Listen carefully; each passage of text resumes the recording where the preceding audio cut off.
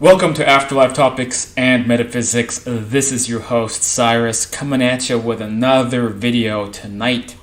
And we're talking about a big and complicated subject which I have touched on in the past.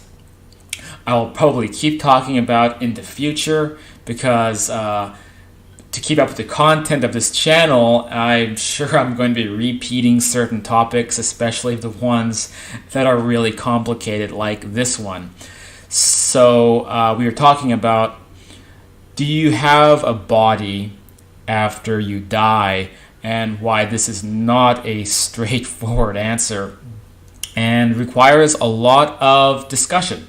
So again, you're watching Afterlife Topics and Metaphysics, where we talk about this type of thing. We talk about paranormal things, we talk about spiritual topics, things like that, hopefully to a greater degree or with a higher level of critical thinking than other areas, other YouTube channels, so to speak. And also, I'm an author. I have books out there like Understanding Life After Death, The Afterlife and Beyond, and also a Facebook discussion group called Afterlife Topics and Metaphysics. So that's a little bit about me if you're new here. And one more thing before we jump into this topic. If you like these subjects, please go down and hit the subscribe button. It's the big red button. You may have to be logged into your Gmail account to do it. Hitting that subscribe button, punching that blue notification bell, liking the video, all this stuff will tell the YouTube robot overlords that this channel is relevant enough to be able to share with other users, which means more people being exposed to these important subjects. To continue. So, something I have been aware of since I was quite young studying these subjects for the first time was the apparent contradiction taking place with the subject of having a body or not having a body when you're dead. So, on the most baseline level, when we think about on the religious aspect, people being in quote heaven, it's always relates to having a body, which is a bit, it's a bit strange and metaphysical. You go into Catholicism, Dante's Inferno. Well, what is it that's burning in hell forever because you played with yourself a couple times and you didn't attend church on a Sunday and you ate an unclean animal, whatever it is. So now you're burning in hell for eternity because of these sins. Well, what is it that's burning? Well, this would mean that in this afterlife dimension that you have a body, but the rules are different where you can just keep burning but you don't die. So that's kind of how theology puts it, but it doesn't make obviously it doesn't make a lot of sense. And certainly atheists use that argument. It's like, well, what do you mean you die? You give up your body, but then you're in a body again, and now it's going to be on fire forever and ever. That doesn't make any sense. Well, strangely enough, the theologists got a little bit of this right. Not the hellfire part, but still having a body element. So as I began studying the afterlife, I noticed this contradiction where a lot of writers, and this extends into today, assume, and quite rightfully so, quite logically so, that when you die, if your flesh and blood body is dead, what is it that lives on? Well, it must be your mind, your consciousness. Why would there be any use for a body when you're dead? So you must be like this kind of free-floating consciousness. If you are a fan of what I call afterlife light, where you make conclusions about the other side based on parapsychology experiments, or Dean Radin or Hammeroff or these other authors, without actually going into the nuts and bolts or spirit communication, a lot of people just assume that when they die they become just pure consciousness, or like the more I don't know how to describe it, the kind of the Stuart Hammeroff model or whatnot. You kind of rejoin the universe, and you're part of the cosmos now. You're kind of like there's certain near-death experiences that are very cosmic in nature, And so people think, well, this is what happens when you die.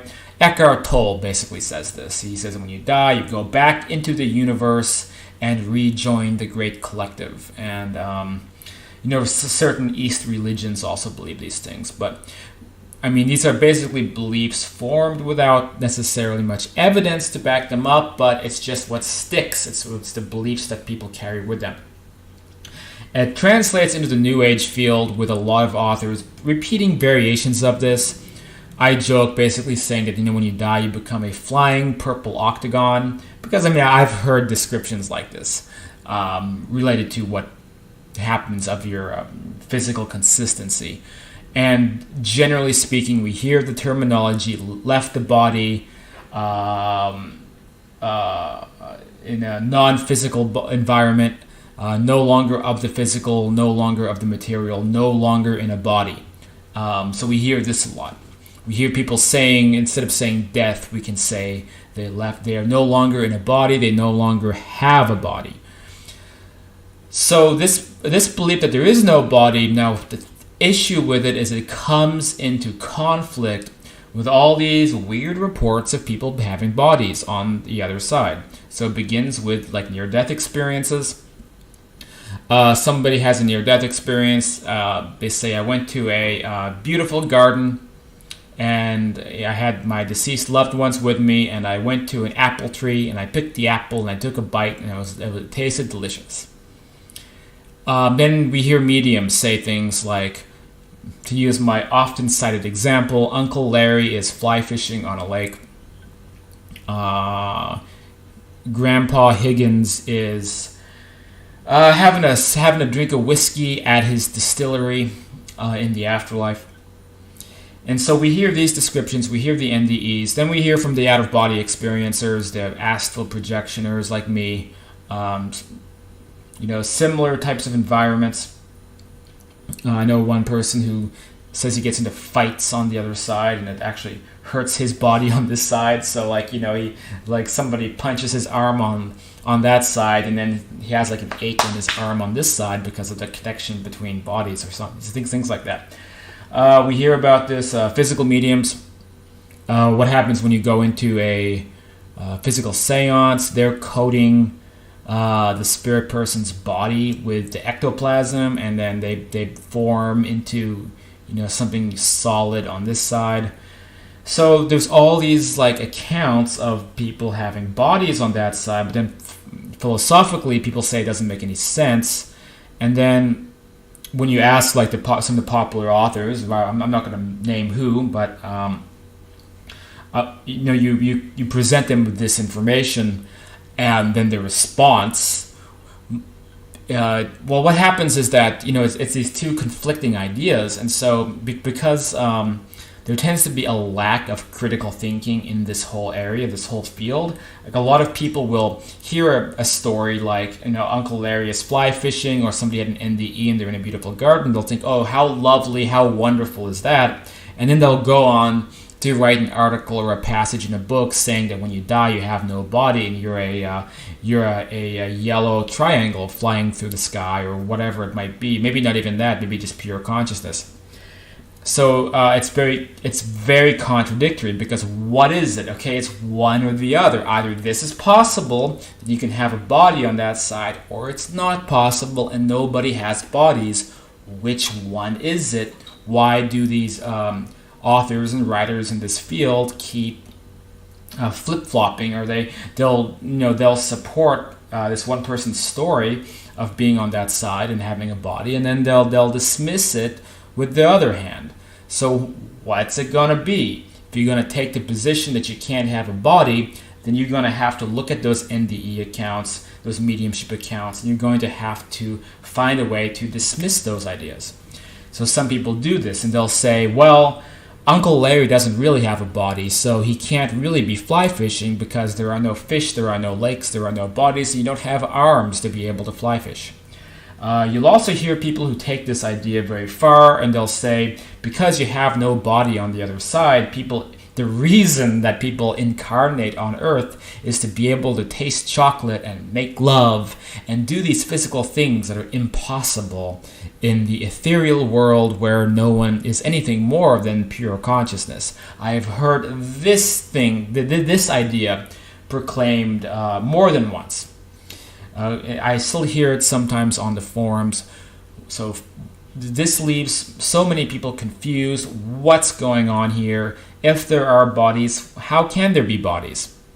So I don't want this video to go on and on and on, so I'm probably going to have to break this up into future videos, but to try to condense this as quickly as I can. The middle astral level, we have physical bodies. So when we hear people say the non-physical, I always cringe a little bit inside when I hear that terminology, because I don't believe at this point it's accurate. The astral dimension is not non-physical, it's hyper-physical. It's a place where the laws of physics are now interconnected with thought creation. So if you have a thought, it will make an imprint on the electrons and everything around you in a way that doesn't happen here, which allows a lot of interesting stuff to occur, which does not occur on this plane of existence. What we know, what we can gather from spirit communication and data, is that on that side, you do have a body.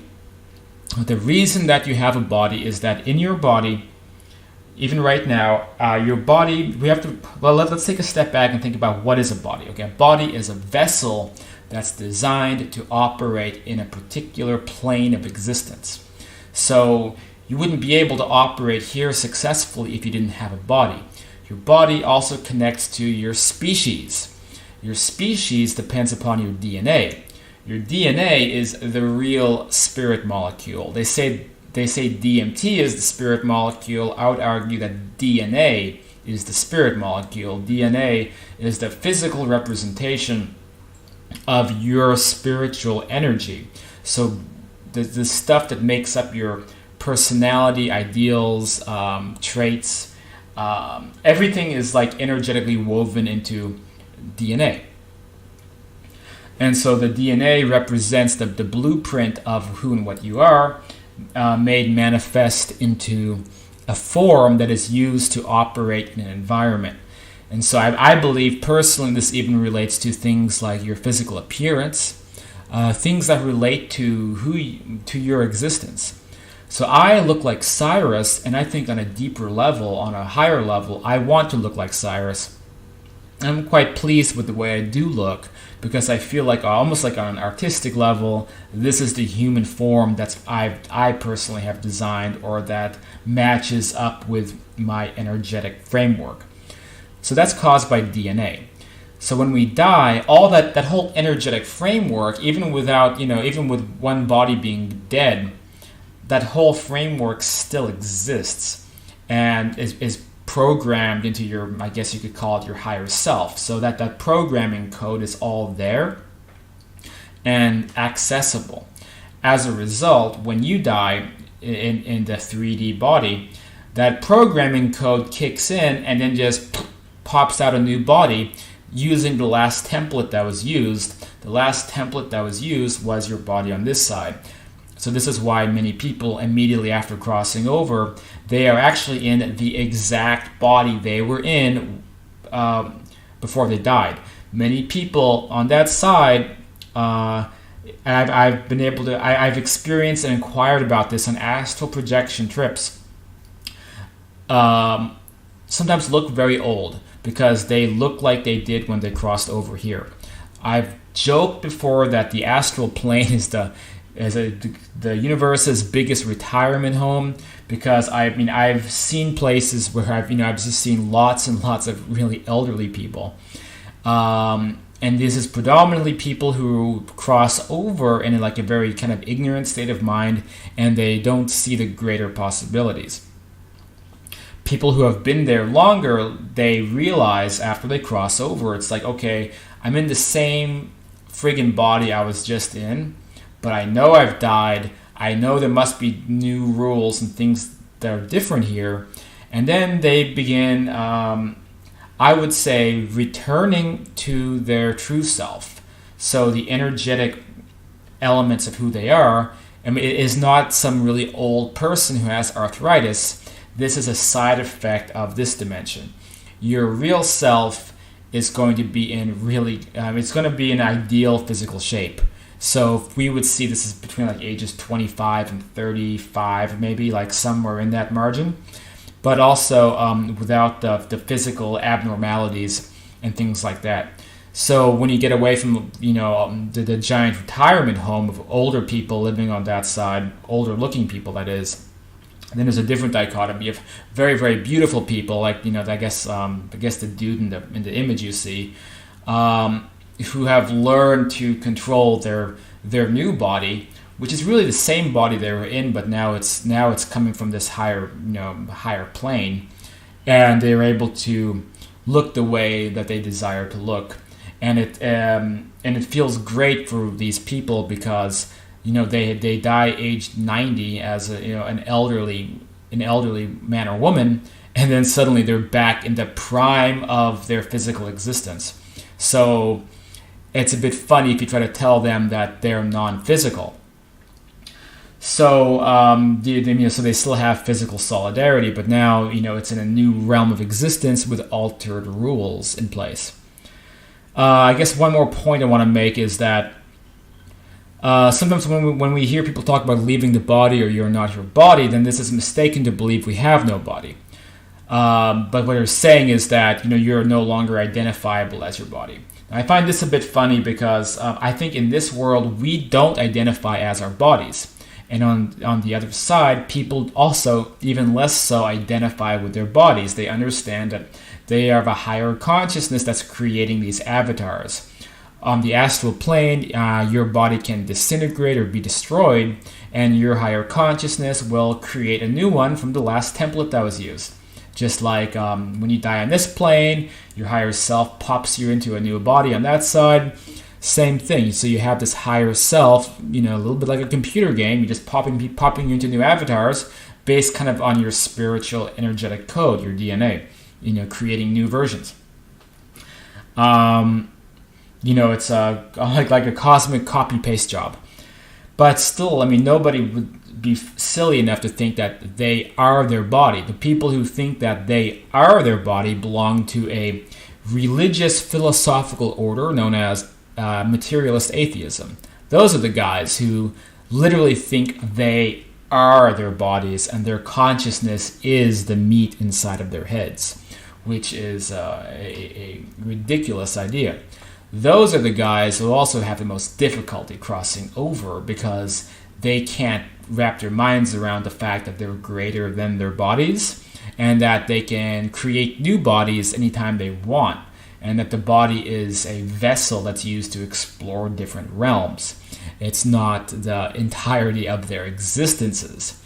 So one more reason that materialism is such a strange and even dangerous philosophy. Dangerous not just to society, but to individuals who embrace it, because they're going against nature. They believe that their consciousness is the body is consciousness, and leads to a lot of confusion. So I guess that's it for this video. You can get involved at afterlifetopics.com. Check out my book, Understanding Life After Death. That was my first book, 2015. I go into more of these concepts in greater detail, as well as like Ron Pearson's work talking about astral physics. I have a section called Astral Biology, and I'll do more videos about that. In particular, like let's say you're on that side and you're back in your superior body. Well, does your body have full functionality, or do certain conditions of the physical body begin to atrophy or not get used? And I would argue yes. In particular, like having to go to the bathroom. So as a teaser for the next video, yes, on the astral plane, from what I can gather and from what I've heard, what I've experienced or researched through mediumship, is that people, when they cross over, they're still using that same template from here, and they're still using toilets and going to the bathroom. But then once you expand your consciousness and you realize that you have control over your avatar, not vice versa, then, you know, whatever you don't want to function doesn't have to function anymore. So that's my perspective about that. Finally, there are other bodies, like we call it the light body, that people may move into from their kind of human template form, and they go into these sort of more spectral, but you even say angelic looking bodies. And that's when we get into the subject of people leaving the astral plane and going into other higher planes, which is almost like dying on this world. You know, they cross over again to yet other dimensions, which are foreign even to the astral side, and that's why there's mediums on the astral side to connect people from those other dimensions. So I hope that clarifies the body issue. I guess my advice is be respectful of your body, because it is a spiritual template. You know, it's not useless. It is part of what you are. And as you change in your personality and as you grow and develop, the forms that you take will also change. So anyway, this is Cyrus. Again, check out afterlifetopics.com. I know I thought I finished the video before, but I had those new thoughts. I had to squeeze them in. You can check out Understanding Life After Death, the Afterlife and Beyond. Check out the Facebook group, the classes. If you want to support the channel, be a patron, put some money in once a month, and be involved in the private discussions. You can do that as well. Let me know. I'll see you guys next time.